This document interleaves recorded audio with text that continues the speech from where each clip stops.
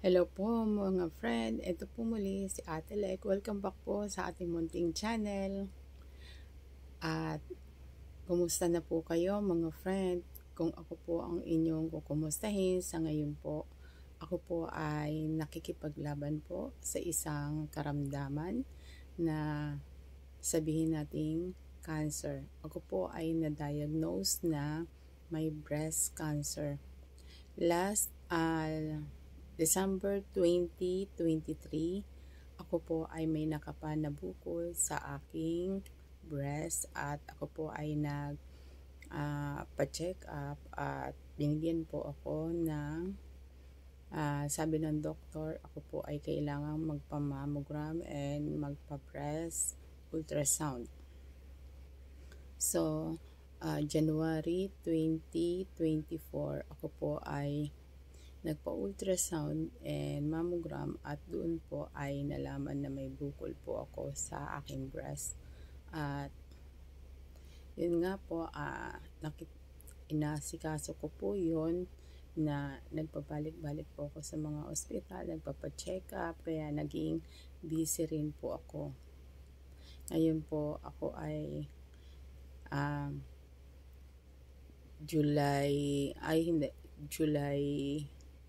July 2024, ako po ay naoperahan mga friend. At sa ngayon po, ako po ay nag-undergo ng chemotherapy. Kaya medyo naging busy po ako at hindi po ako nakakapag-upload at hindi po ako upload ng aking mga video sa ating YouTube channel kasi nga po inaasikaso ko rin po ang aking gamutan tulad po ng chemotherapy, check-up, ganun po. At kaya po nakabalot po ang aking ulo. Ito po, ayan. Ako po ay sa ngayon ay wala po akong buhok or kalbo po ako, kaya ako po ngayon ay nakapendong. Binabalot ko po ang aking ulo para hindi naman po pangit tingnan sa mata ng ibang tao. At saka ngayon po ay okay naman na ako mga friend. Medyo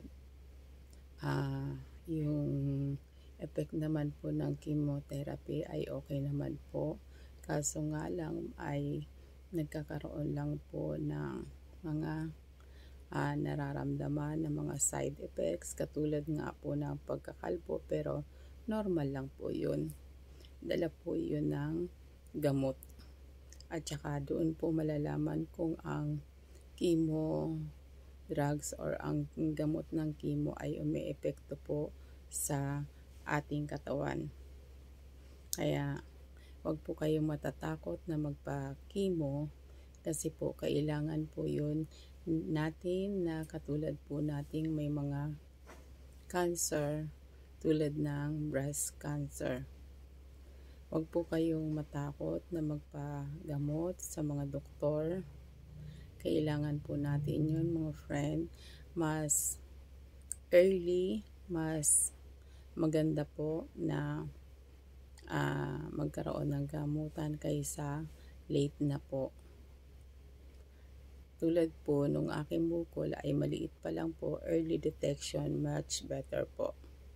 At ang aking situation ngayon ay siguro mag-a-update po ako hanggat kaya ko po para makatulong din po sa mga katulad po nating may mga breast cancer o yung mga wala naman po, upang mapangalagaan po nila ang kanilang mga sarili. At makapag-share po ako ng mga experience ko sa inyo mga friend. Hanggang sa muli, sa ngayon po, hanggang sa muli mga friend. Ito po muli sa Ate Lek. Ako po ay magbabalik palagi upang makatulong po sa mga ating mga kaibigan na may iwasan ganitong gamot o ay ang ganitong sakit or ma-inspire ko po kayo na magpagamot. Huwag po kayong matakot. Bye-bye! Hanggang sa muli po.